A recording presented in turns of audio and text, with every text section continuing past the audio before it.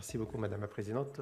Messieurs les ministres, Madame, Messieurs les ambassadeurs, mes chers collègues, députés et sénateurs, Mesdames, Messieurs, je suis très heureux, en tant que président du groupe d'amitié France-Pays du Golfe, d'introduire cette première table ronde intitulée « Chronique d'un rapprochement historique ». Elle va nous permettre, je l'espère, de rappeler le cheminement passé et les grands enjeux géopolitiques des accords d'Abraham, objet de notre colloque. Je souhaiterais à titre liminaire remercier le président Larcher qui a donné son haut patronage à cette manifestation, ainsi que mon collègue le président Carucci, avec qui je partage l'initiative de ce colloque. Je remercie également les organisateurs du colloque et en particulier, Madame la Présidente, cher Claude, vous-même pour cette initiative, parce qu'il faut le dire, pour moi, c'est vous qui êtes au départ de cette initiative aujourd'hui, ainsi que tous les participants et notamment l'ensemble des ambassadeurs qui ont répondu présents. Ils vont contribuer à enrichir par leur expertise et leur expérience dans l'écoute des points de vue et la volonté du dialogue le sujet qui nous rassemble aujourd'hui. Il me semble qu'il convient tout d'abord de replacer celui-ci dans son contexte historique. Si les normalisations portées par ces accords ont ouvert, au début de la décennie 2020, une nouvelle ère au Moyen-Orient, elles ne partent pas de zéro. Pour dire les choses simplement, ces accords officialisent en effet des relations plus anciennes, mais parfois peu visibles entre les pays signataires, souvent portés par des intermédiaires, américains notamment. Il nous faudra donc nous demander si ces accords sont révélateurs d'un changement de nature dans les relations entre Israël et les pays arabes. Le précédent intervenant nous a dit combien, effectivement, la nature devait être différente par rapport à celle qui leur préexistait, soit de façon implicite, soit de façon officielle, comme avec l'Égypte ou la Jordanie. Une fois ces éléments fondateurs posés, il sera intéressant de se projeter dans l'avenir et de chercher à comprendre quel rôle l'Union européenne, ses États membres et singulièrement la France pourront jouer afin de rendre ces accords réellement opérants et de leur faire atteindre leurs objectifs, à savoir la pacification durable des relations entre les pays signataires et le développement de leurs échanges économiques. L'Union européenne, on s'en souvient, s'est félicitée de la normalisation des relations entre Israël et les Émirats arabes unis en 2020. Elle a alors dit y voir une étape fondamentale pour la stabilisation de l'ensemble de la région et s'est dit attachée, concernant le conflit israélo-palestinien, à une solution négociée et viable fondée sur la coexistence de deux États s'appuyant sur le droit international. La France s'est également réjouie de la conclusion de ces accords par la voix du président de la République lors de son déplacement dans le Golfe en décembre dernier, où j'ai eu l'opportunité de l'accompagner sous le contrôle de notre ambassadeur ici présent. Israël, comme les pays du Golfe, constitue en effet depuis longtemps des partenaires très importants dans la région.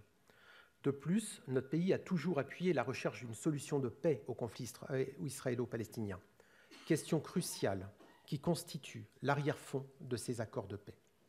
On rappellera l'initiative pour la paix au Proche-Orient, organisée à Paris en janvier 2017, pour relancer un processus de paix israélo-palestinien dans l'impasse, en présence de 70 pays et organisations internationales. En septembre 2020, à Amman, la France s'est jointe à l'Allemagne, l'Égypte et la Jordanie, en présence du représentant spécial de l'Union européenne pour le processus de paix au Proche-Orient, pour exhorter Israéliens et Palestiniens à redonner de l'espoir au processus de paix en lançant des négociations directes sérieuses. Il est à noter que l'accent a été mis par tous les participants sur, je cite, « l'importance des traités de paix entre les États arabes et Israël, y compris les accords d'Abraham, qui contribuent à la résolution du conflit israélo-palestinien, afin qu'une paix globale et durable soit réalisée. » Sans doute y a-t-il pour l'Union européenne et la France, qui en assure la présidence pendant encore 2 mois, une carte à jouer dans la recomposition des logiques régionales en vue de trouver un équilibre et une paix de long terme entre les différents acteurs impliqués, mais plus encore, une véritable coopération dans plusieurs domaines. Nous allons évoquer tous ces enjeux au cours de cette première table ronde avec nos différents invités. Je tiens particulièrement à saluer son Excellence le docteur Ali Rachid Al-Nouaimi, qui a parlé précédemment, président de la Commission des Affaires étrangères et de la Défense du Conseil national des Émirats arabes unis.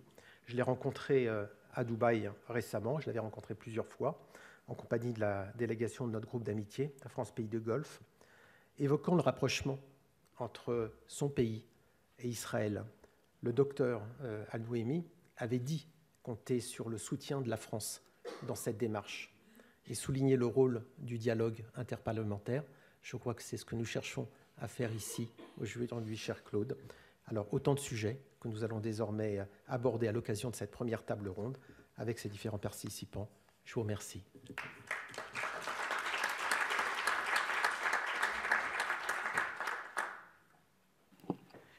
Cher Olivier, merci infiniment de ces encouragements. Si vous voulez être avec nous sur la scène, vous êtes le bienvenu.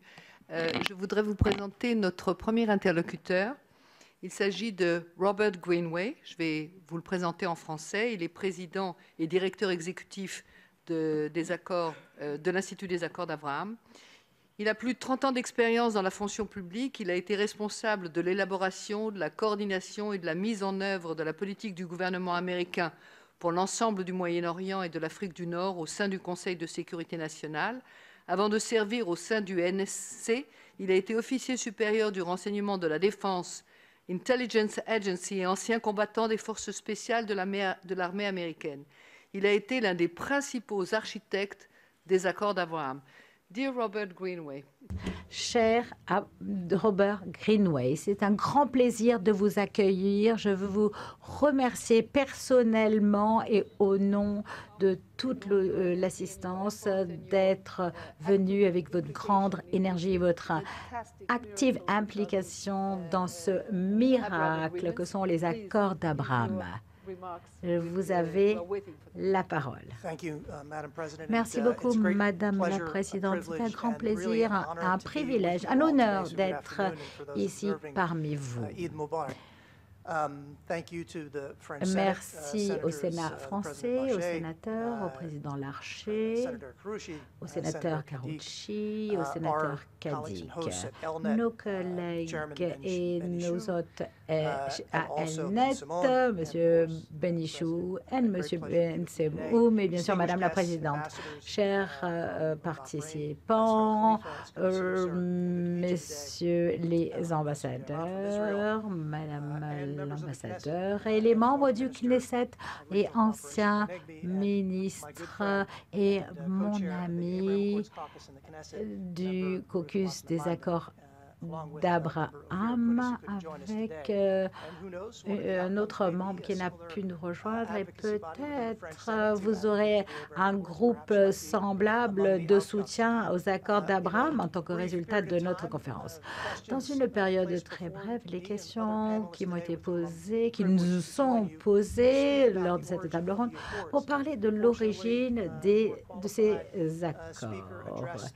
Un participant plus compétent à présenter l'origine de ces accords du point de vue d'Israël. Donc, je vais vous parler seulement de mon point de vue et de l'impact que ça pourrait avoir à renforcer les relations entre les membres. Et nous espérons tous élargir ces relations entre Israël et ses voisins dans l'expansion des accords d'Abraham, comme le ministre Al-Nouaimi vous l'a déjà dit. Nous avons dû prendre une nouvelle approche et faire face à un manque de progrès depuis le dernier accord avec la Jordanie en 1994. Et nous avons pu bénéficier de la participation de nombreux membres de l'administration américaine qui n'avaient pas forcément participé aux négociations précédentes. Donc, on avait une nouvelle approche, de nouvelles perspectives. Et beaucoup de participants étaient des hommes d'affaires qui avaient une approche différente aux relations internationales et à la conclusion d'accords. Et ça a été utile.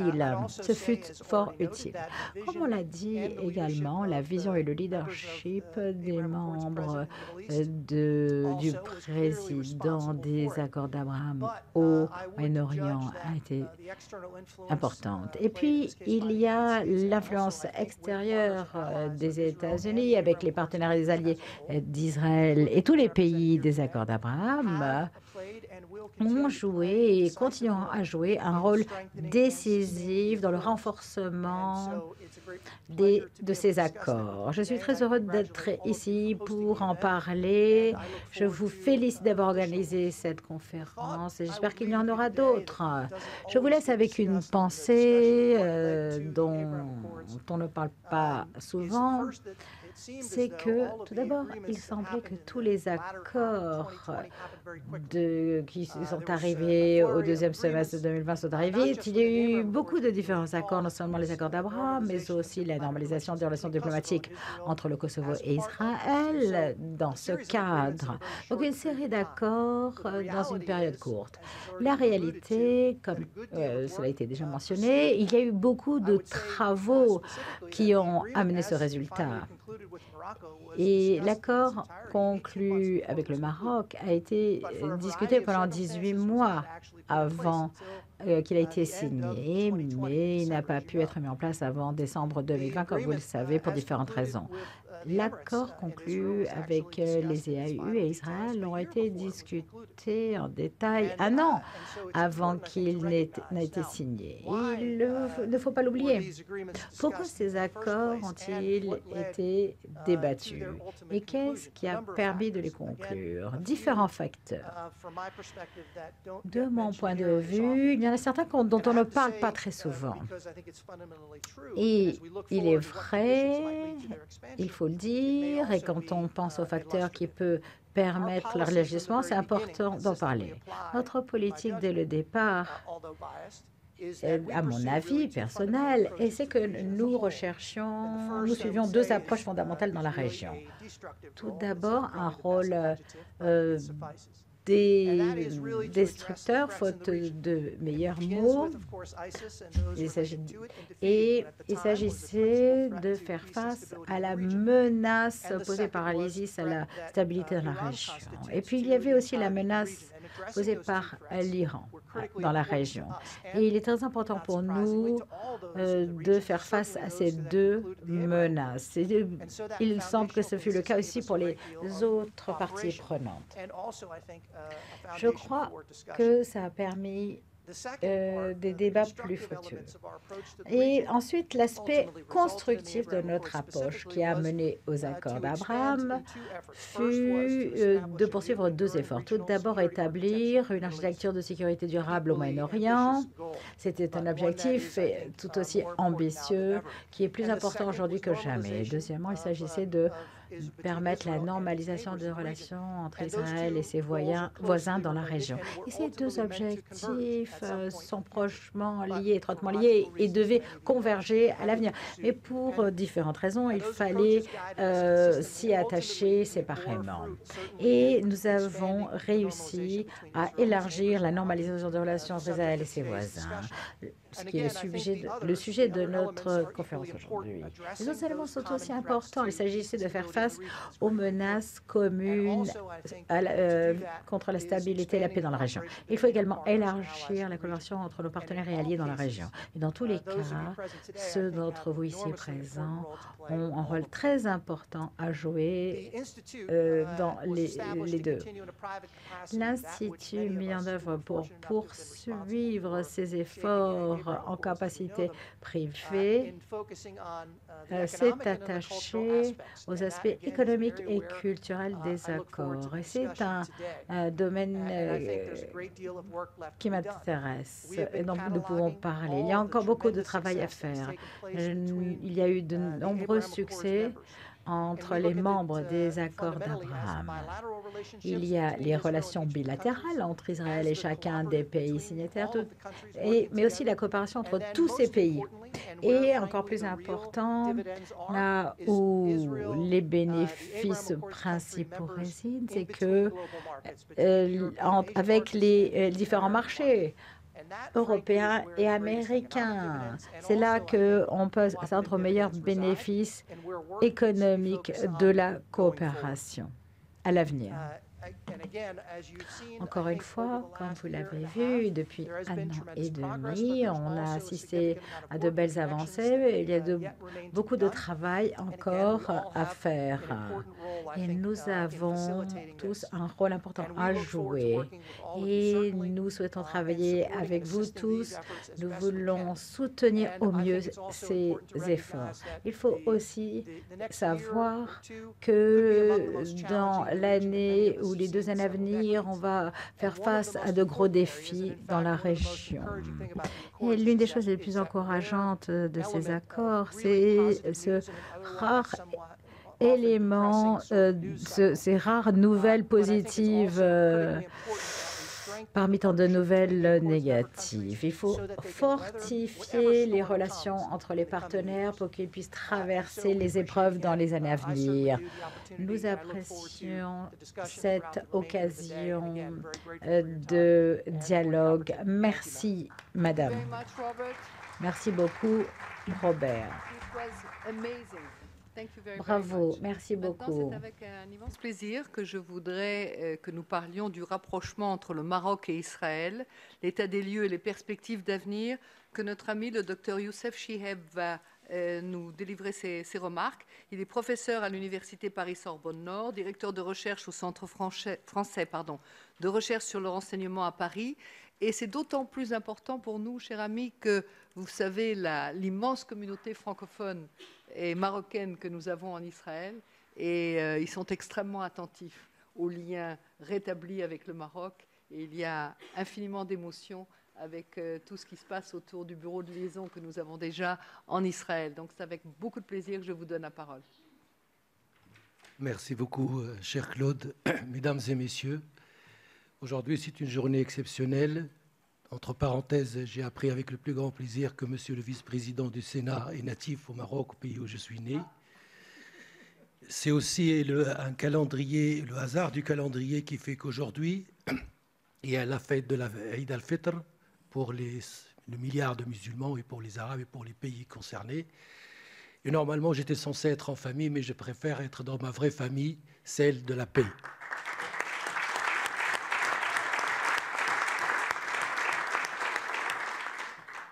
Je vais être bref pour le temps qui m'est indu, pour parler de cette normalisation dans 3 dimensions, le passé, le présent et le futur. Tout d'abord, cette normalisation, appelée accord d'Abraham, entre le Maroc et Israël en particulier, n'est pas une normalisation comme les autres. Les autres pays, Égypte, Jordanie, avaient des conflits territoriaux, étaient en guerre. Les autres pays ont une proximité géographique, j'entends par là les pays qui ont signé, le Bahreïn et les Émirats arabes unis. Mais le Maroc, il était très loin géographiquement, il n'avait aucun conflit territorial. Au contraire, l'histoire du judaïsme au Maroc est une exception dans le monde arabe. Une exception par l'histoire, par la démographie, par même le statut juridique, quand 1 million de nos compatriotes juifs, qui sont à la fois des sujets de Sa Majesté et des citoyens de l'État d'Israël. Beaucoup de projets de négociation pour œuvrer pour la paix entre Israël et les pays arabes ont été discutés, négociés officiellement, secrètement ou autres, au Maroc, sous l'égide du feu roi Hassan II. La place importante des 3 rois du Maroc, feu Mohamed V, Hassan II et l'actuel roi Mohamed VI, puisqu'ils sont les présidents du comité Al-Quds, c'est dire une instance très importante pour ébaucher ou pour trouver une paix durable dans cette terre qui est sainte et qui normalement est dans nos cœurs tous. J'étais très content que cet accord est scellé. Je me rappelle, il y a 1 an, j'ai écrivé des articles, je donnais des conférences sur l'irréversibilité du processus de rapprochement entre le Maroc et Israël. Et vous l'avez bien deviné que j'étais la cible d'attaque de la presse, de tous les antinormalistes, tous les antisémites, tous les antisionistes, tous les Israël. Aujourd'hui, je crois que ce processus de rapprochement est devenu vital compte tenu de l'instabilité et des mutations géopolitiques que connaît le monde, particulièrement pour le Maroc ou pour Israël, qui ont une particularité, c'est que ce sont les deux pays qui ont des ennemis communs. Ce que je l'ai appelé l'axe du mal de la conflictualité envers l'État d'Israël et du Maroc. Tout d'abord, la menace iranienne et le dossier nucléaire. Le Hezbollah, le Hamas, Al-Qassam, la dictature syrienne, la menace terroriste, séparatiste et islamiste, les tensions permanentes avec l'Algérie, autant de défis et autant de menaces qui nous sont désormais devenues communes et auxquelles cet accord doit apporter des réponses tant sur le plan politique que sur le plan sécuritaire, et ça va du salut de notre États respectifs. Le futur. Je crois aussi que dans l'histoire, nos compatriotes juifs vivant au Maroc ont rendu un grand service pour le Maroc. Depuis 1492, depuis l'expulsion et des Arabes et des Juifs de l'Andalousie ex-Espagne. Mais pour résumer, je souhaite que cet accord, au-delà de son dimension politique, et que les diplomates parleront mieux que moi des contours, je souhaite rappeler juste les grands axes de coopération prioritaire que doit revêtir ce caractère, cet accord. Tout d'abord, de sortir de cette normalisation pour aller le plus rapidement possible, et j'insiste beaucoup, le plus rapidement possible, par l'ouverture de l'ambassade d'Israël à Rabat et de l'ambassade du Royaume du Maroc à Jérusalem.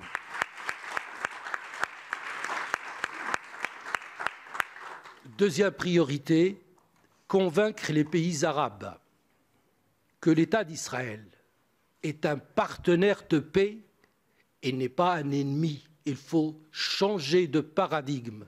On ne peut pas faire la paix avec un ennemi, on le fait avec un partenaire. Et Israël est un partenaire incontournable dans la résolution des problèmes du Moyen-Orient. Une meilleure coordination et une cogestion des menaces qui nous sont communes, je les ai rappelées tout à l'heure, qu'ils soient terroristes, séparatistes, islamistes, des violences, de la haine, de l'Iran en particulier. Enfin, le Maroc, de par son passé qui a toujours joué la carte de la médiation, aujourd'hui, avec cette relation devenue normale entre Israël, je souhaite que le pays où je suis né, le Maroc, porte le flambeau et amène les deux parties, Israël et l'autorité palestinienne, à reprendre les négociations en vue d'une solution finale pour deux États qui cohabitent en paix et en sécurité, sans parler de polémique artificielle qu'est le statut de Jérusalem.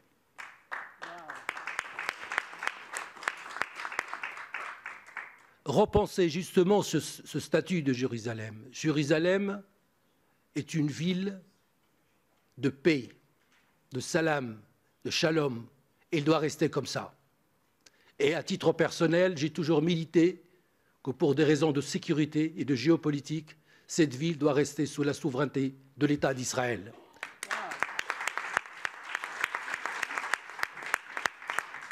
Sur le plan de coopération, à l'instar de la coopération de mon second pays, qui est la France, je souhaite accélérer des accords de coopération économique et stratégique avec Israël, notamment sur la question de l'eau pour le Maroc. Je me rappelle, j'ai vu des photos aériennes et des archives de l'État d'Israël dans le désert. Il n'y avait que le désert. Et aujourd'hui, quand je vois la photo de Google, c'est un paradis vert noyé dans un désert grâce à l'expertise de nos confrères israéliens. J'aimerais bien que soit transférée cette expertise et optimisée pour le Maroc surtout face au changement climatique, particulièrement cette année où la sécheresse a touché de plein fouet le Maroc. Je souhaite également qu'il y ait une coopération centrée sur les énergies renouvelables et l'exploration du gaz. Je prononce ce mot et tout le monde pense à ce que je pense, à ce que vous pensez. L'Ukraine est passée par là, la Russie, et ce chantage au gaz.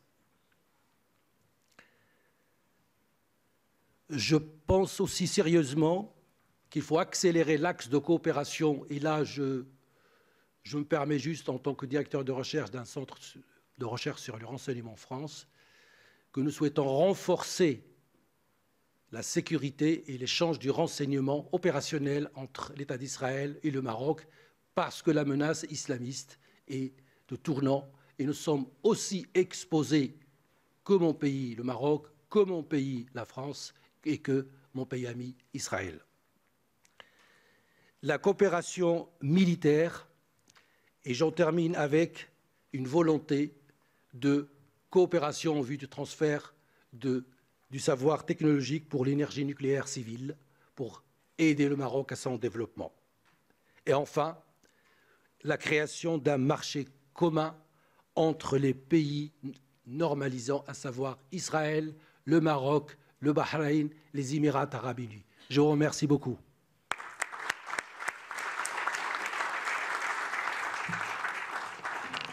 Cher ami, infiniment de ne pas avoir eu de langue de bois pour cette assistance extraordinaire qui vous a écouté avec infiniment d'attention et vous nous avez donné beaucoup d'éléments pour réfléchir ensemble et nous adresser tous à ce que vous nous avez proposé. C'est maintenant avec un immense plaisir que je voudrais introduire le docteur Emmanuel Navon. Il est professeur de relations internationales à l'Université de Tel Aviv. C'est un expert franco-israélien en relations internationales. Il est professeur donc à l'Université de Tel Aviv, au Centre interdisciplinaire d'Herzliya et chercheur à l'Institut d'études stratégiques de Jérusalem, ainsi qu'au Kohelet Policy Forum. Il est analyste senior sur la chaîne francophone I24 News, où il commente l'actualité du Moyen-Orient. Il est l'auteur de plusieurs livres. Le dernier en date, L'Étoile et le Sceptre, une histoire diplomatique d'Israël, a été publié en 2020 et traduit en français en mars 2022. Cher Emmanuel, c'est à vous maintenant que je demande d'essayer de faire une analyse compréhensive de tout ce qui a été dit dans notre session et d'essayer, bien sûr, d'y ajouter vos propres remarques qui sont toujours d'un immense intérêt. Merci beaucoup, Claude. Merci à mes copanélistes, en particulier au docteur Shiheb pour ses propos très encourageants et très courageux. Et comme l'a dit Claude, je souhaite apporter peut-être aussi une perspective historique et géopolitique à ces accords et peut-être justement comparer cette normalisation, cette stratégie d'Israël avec les pays sunnites de la région, depuis le Maroc jusqu'au Golfe Persique, aux Émirats arabes unis et le Bahreïn, avec ce qui fut la stratégie d'Israël dans les années 60, qui consistait à l'époque, c'était la guerre froide, et puis c'était évidemment le conflit avec le monde arabe qui était mené en particulier par l'Égypte de Nasser, une stratégie qui avait été initiée à l'époque par notre Premier ministre David Ben Gourion, de créer une alliance de la périphérie avec les pays non arabes du Proche-Orient au sens large, qui partageaient avec Israël d'abord le fait de ne pas être un pays arabe au Proche-Orient, mais qui partageaient également avec Israël d'avoir comme ennemi commun, on a parlé tout à l'heure d'ennemis communs, l'Union soviétique et également le nationalisme arabe. Ces pays, c'était l'Iran, c'était l'Égypte, c'était la Turquie, c'était également l'Éthiopie, c'était également les Kurdes, c'était également les Maronites du Liban, les Sud-Soudanais. Et effectivement, cette stratégie avait réussi puisque, je rappelle, cela paraît être un autre monde. Mais dans les années 60, eh bien, nous avions une agence de sécurité commune entre le Mossad et l'Iran et la Turquie. Et que l'Iran était notre principal fournisseur de pétrole, qu'il y avait des vols directs entre Tel Aviv et Téhéran, que nous avions une coopération très étroite dans le domaine sécuritaire avec ces trois pays que j'ai rappelés, comme je l'ai dit, à la fois contre l'expansionnisme soviétique, mais également contre le nasserisme. Et puis petit à petit, cette alliance de la périphérie, elle est tombée en désuétude pour des raisons de politique interne de ces trois pays. Il y a d'abord l'empereur Haïlé Sélassié qui a été renversé en 1974, puis la révolution islamique en Iran en 1979, puis l'accès de Erdogan au pouvoir en Turquie en 2002, qui fait que finalement, avec l'Iran est devenu véritablement un pays ennemi dès l'instant où d'abord la guerre s'est terminée avec l'Irak en 1988, où l'Iran a repris son programme nucléaire qui avait été suspendu pendant la guerre Iran-Irak, et puis s'est engagé dans des attentats terroristes à travers le monde contre des cibles juives et israéliennes. Et également avec la Turquie, les relations se sont énormément dégradées dans les années 2000. Et à quoi est-ce qu'on assiste aujourd'hui? Eh bien, finalement, aujourd'hui, Israël a inversé, si vous voulez, sa périphérie. Aujourd'hui, nous avons une alliance avec le monde arabe sunnite contre l'Iran, contre la Turquie, autrement dit, contre nos anciens partenaires. C'est un véritable renversement de situation. Alors évidemment, avec la Turquie, comme on sait, il y a des pourparlers récemment pour essayer de voir si on peut rétablir cette relation, mais c'est encore trop tôt pour savoir quelle va en être l'issue. Je pense également qu'il faudra attendre le résultat des élections en Turquie pour savoir si véritablement il y a une opportunité de réparer ces relations. Alors évidemment, au fond de cette coopération aujourd'hui, de cette normalisation entre Israël et le monde arabe, en particulier dans le Golfe, il y a évidemment la menace iranienne et le programme nucléaire iranien, qui fait qu'effectivement, les pays du Golfe, en particulier après la signature de l'accord sur le nucléaire en 2015, sont devenus extrêmement inquiets de l'attitude des États-Unis vis-à-vis de la politique américaine sur le dossier iranien et savent très bien quelle est la première puissance militaire du Proche-Orient et que donc cette alliance avec Israël est devenue indispensable. Il y avait bien entendu, avant les accords d'Abraham, une coopération sécuritaire qui n'était pas officielle, mais elle a été officialisée, en particulier grâce aux décisions qu'a prises à l'époque les États-Unis pour aider ces pays à officialiser leurs relations avec Israël. Alors il y a, comme je l'ai dit, évidemment la menace iranienne, mais ce n'est pas seulement ça. C'est également l'aspect énergétique, puisque l'énergie joue un rôle central au Proche-Orient. Je vous rappelle que les pays rentiers, le modèle rentier des pays pétroliers n'est plus viable. L'ère pétrolière, nous sommes déjà dans l'ère post-pétrolière dans la mesure où si vous regardez la courbe des prix du pétrole historiquement depuis 2014, alors il y a évidemment eu des remontées récemment à cause des crises internationales, mais historiquement les prix du pétrole ont diminué de façon systématique depuis 2014, ce qui fait que des pays rentiers ont aujourd'hui des déficits budgétaires énormes. Ils parlent sans arrêt de la nécessité de diversifier leur économie, d'y introduire de la technologie pour pouvoir assurer leur croissance à long terme. C'est un des leitmotifs en particulier de MBS en Arabie Saoudite. Et tout le monde sait très bien que la croissance économique aujourd'hui, dans l'ère post-pétrolière, dépend évidemment de l'innovation technologique. Vous dites innovation technologique et Proche-Orient, de nouveau, vous arrivez à Israël. Donc cette coopération avec Israël, c'est également la volonté de diversifier des économies rentières qui ont besoin d'assurer leur croissance à long terme. Et dernier point, on le voit également j'ai parlé de cette stratégie de la périphérie inversée, mais cela est vrai également dans nos relations entre la Turquie et la Grèce, puisque justement, du fait du conflit entre la Turquie et la Grèce, et du fait que le fait qu'Israël avec la Turquie avait des relations très poussées, en particulier dans les années 90, lorsque la Turquie a décidé d'établir des relations diplomatiques pleines et entières avec Israël en 1992, et même de signer un accord de coopération militaire 4 ans plus tard. Donc vous voyez jusqu'à quel point c'est arrivé. Et justement, du fait du conflit entre la Turquie et la Grèce, eh bien, nos relations avec la Grèce étaient très mauvaises. C'est uniquement en 1991 que la Grèce a reconnu Israël, a établi des relations diplomatiques avec Israël. C'est très tard.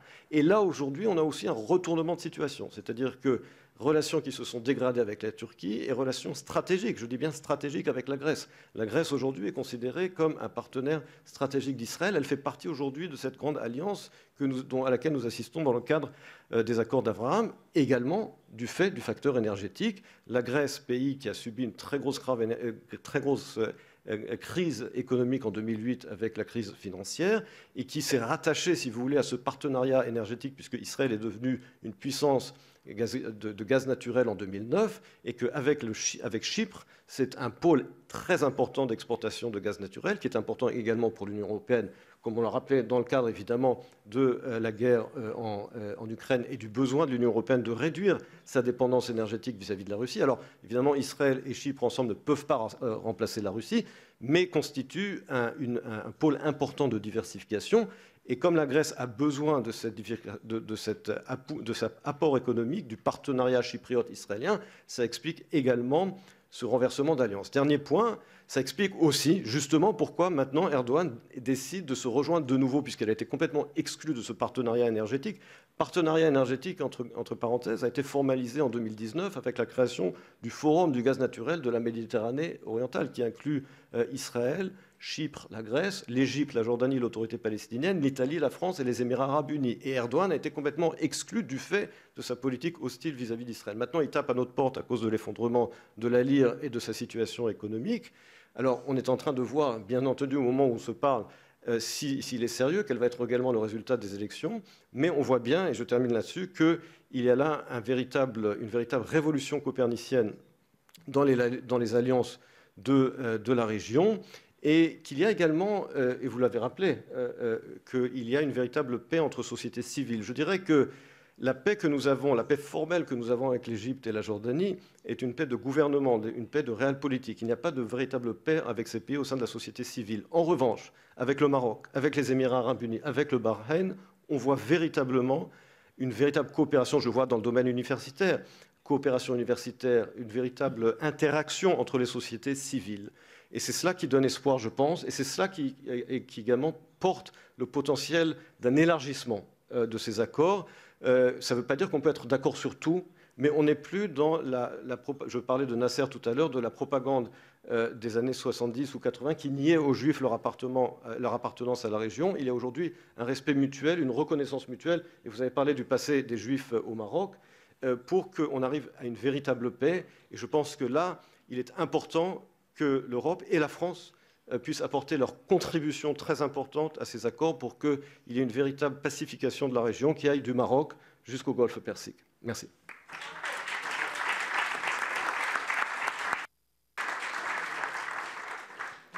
Merci infiniment à chacun d'entre vous. Thank you so much.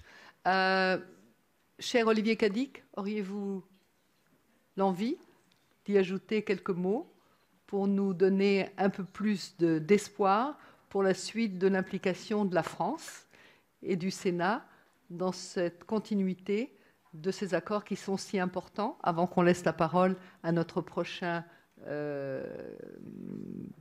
conférencier qui va nous parler d'un sujet extraordinaire qui est probablement le plus grand défi qui soit sur l'éducation.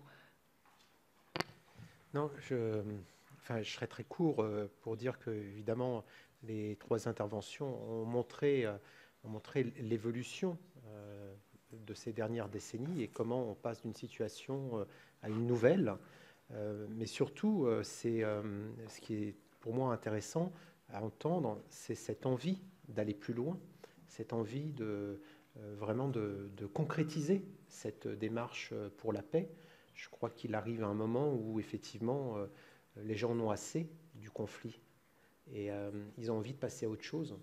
Je crois que c'est le vœu des nouvelles générations qui monte très fort. Et je suis très heureux d'entendre leurs aînés les entraîner dans cette direction et démontrer effectivement qu'il faut beaucoup de courage pour aller de l'avant avec détermination. Magnifique. Et je vous remercie à tous de votre attention. Je crois qu'on a beaucoup appris. Merci infiniment. Thank you so much.